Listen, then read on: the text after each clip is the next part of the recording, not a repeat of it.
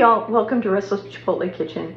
It is the time of year for comfort food, and today we're making one of my family's favorites, chicken spaghetti. It is creamy, it is cheesy, it is gooey, it is make-ahead, it is easy, and it's done in 20 minutes. You're gonna love it, so let's head over and find out how it's done. The first thing we want to do is, if you're starting with raw chicken, you want to season it really, really well. And this is a seasoned salt. My mix that I use is on the blog, and I'll link to it below.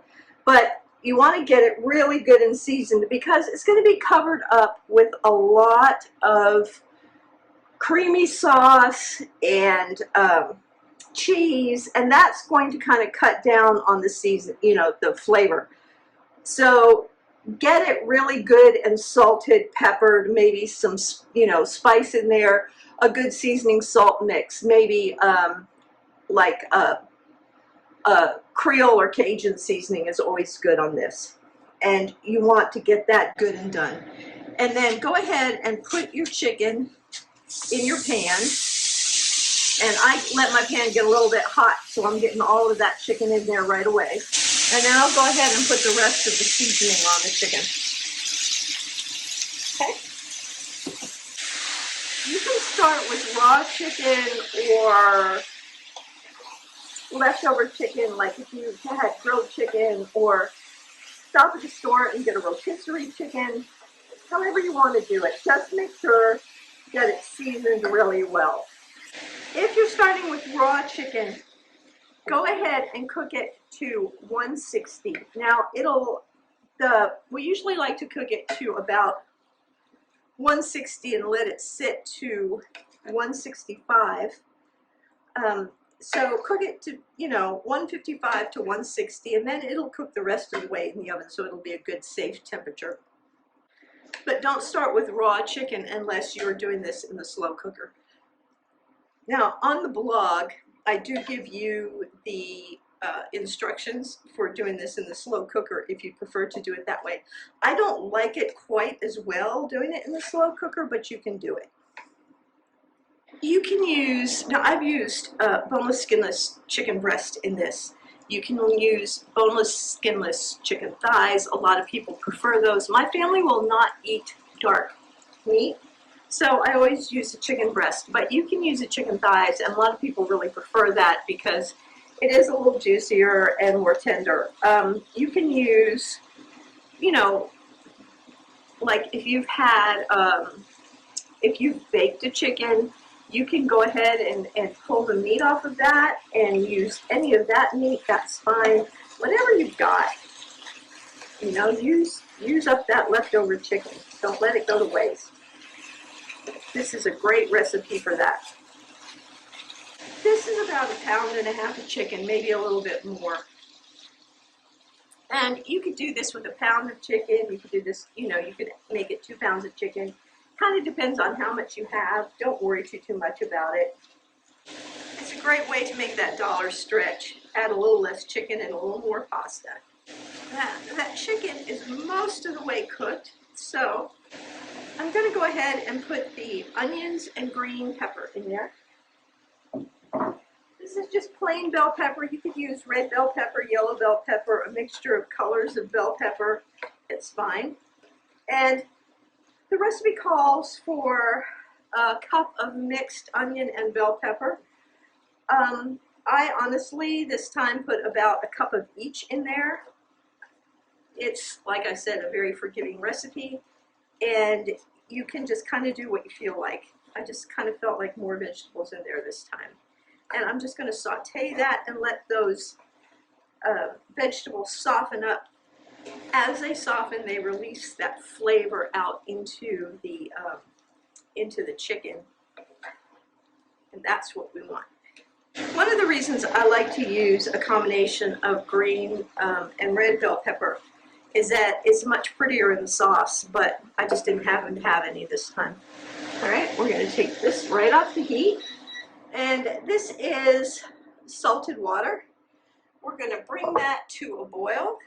There we go, full rolling boil. Once we get to a full rolling boil, we're going to take our spaghetti. Now, I know, and I've seen it, lots of people just stick their spaghetti in here, but every Texas woman I've ever seen that makes chicken spaghetti does one thing, and that is, and we all do it the same, we break it in threes. Don't ask me why we do it, because our moms did it. My mom didn't do it, but my mom wasn't from Texas either.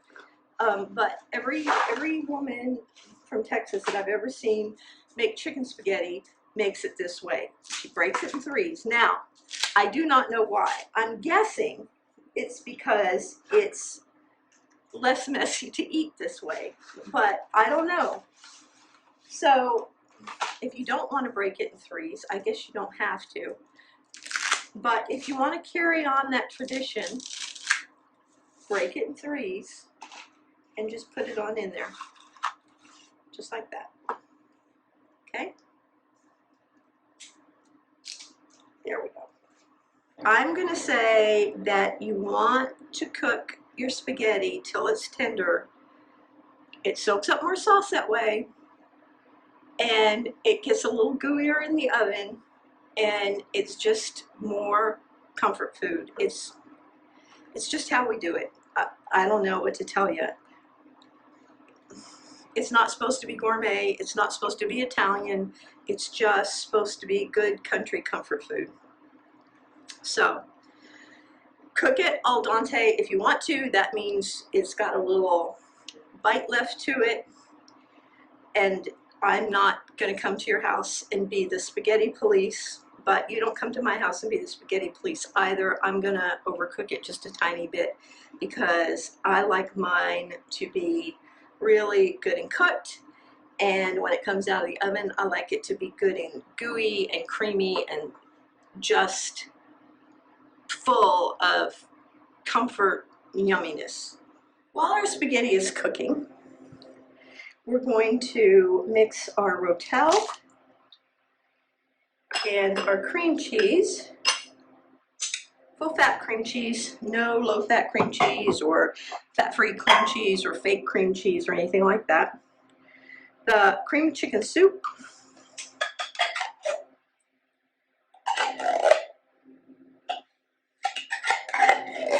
I've heard some people use cream of mushroom. I've never tried that. It'll work.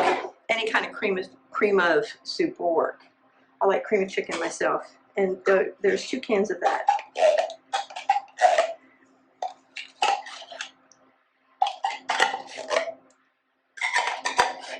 All right, we're going to mix that up in a microwave-safe bowl, and then take that and heat that up in the microwave until it melts, and we can stir that together.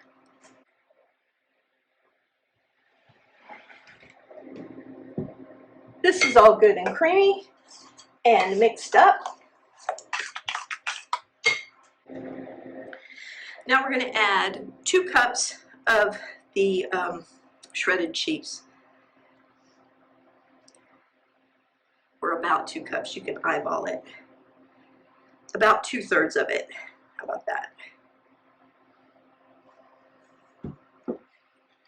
And mix that right in.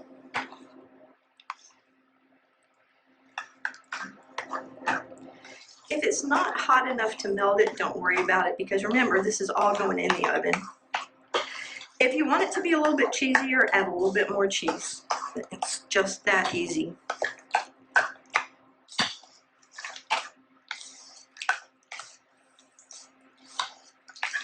If you feel like this is too thick, if you'll recall in the recipe, it calls for a little bit of cream. This is where you would add the cream, and I think I'm going to add a little bit of that cream just to thin this down just a little bit. Not too much.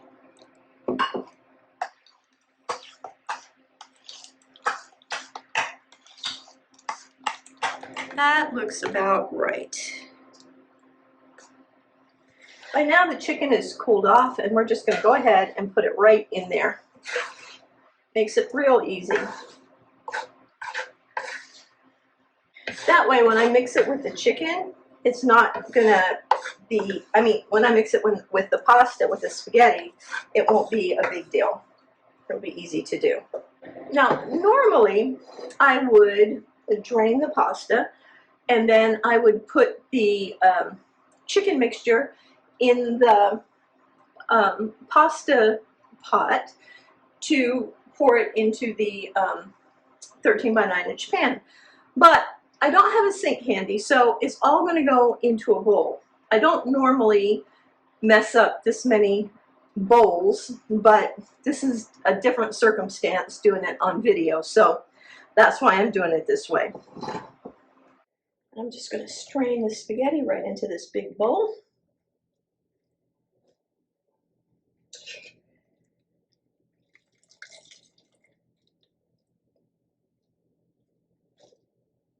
While I'm doing this, my oven is preheating at 350 degrees.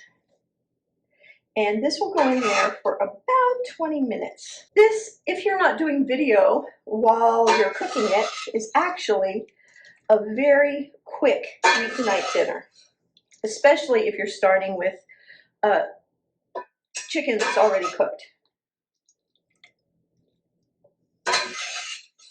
So when you're like making dinner on the weekends, or grilling chicken on the weekends, or whatever you're doing, make a little extra chicken and plan on it for one day during the week and make chicken spaghetti.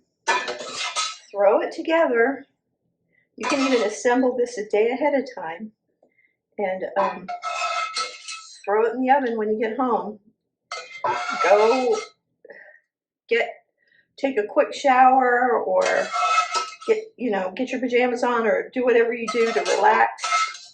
Pour a glass of wine, and by the time you do that, dinner will be ready. All you really need is a salad, maybe some biscuits, if you've got them. If not, don't worry about it. And that's it. It's all done. All right. So once the spaghetti's in there, then we get the other bowl and we pour all of that good stuff right over the spaghetti and mix it in.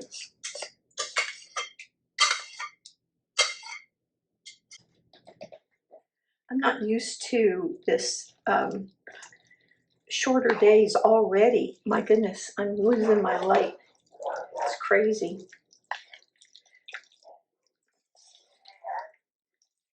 And the dogs are barking for some reason. Somebody's home. You want to mix this up really good. The chicken is going to want to stick to the edges and the bottom. You don't fall down in there, and you don't want it to do that. So be sure that you get this mixed up really good. Tongs are a good idea here. And just keep pulling it on through.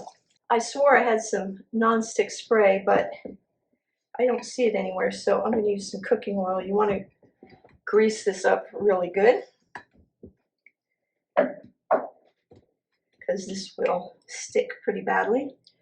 And then just pour your chicken spaghetti right in there.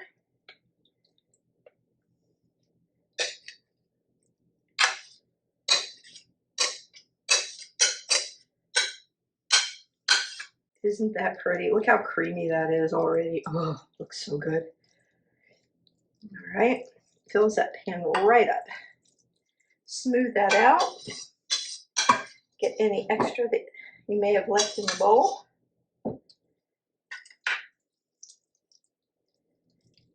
Now, this is not going to bubble over, so if it's, right up to the top, don't worry about it. This is a 13 by 9 inch pan, and it really filled it up. Then you're going to get the cheese that you held out and put it right on top.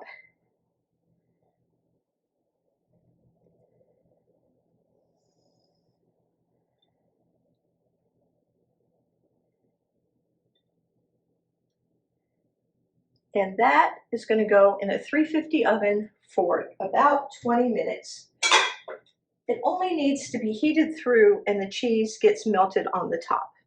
So I'll see you in 20 minutes. All right, y'all, here it is. And let me tell you, it is hot. It just came out of the oven. Look at that. It is creamy and gooey and cheesy and delicious. I love this stuff and it smells so good. I am absolutely ready to eat. One thing about this is it's a good idea to let it sit for at least 5 minutes before you try to dig in, because the cheese needs a chance to just kind of cool down a little bit, or it just like globs everywhere. So keep that in mind. But let's not wait any longer. Let's dig in. Ooh. Look at that. Look how creamy that is. Can you see it? Wow. That is delicious. That's comfort food right there.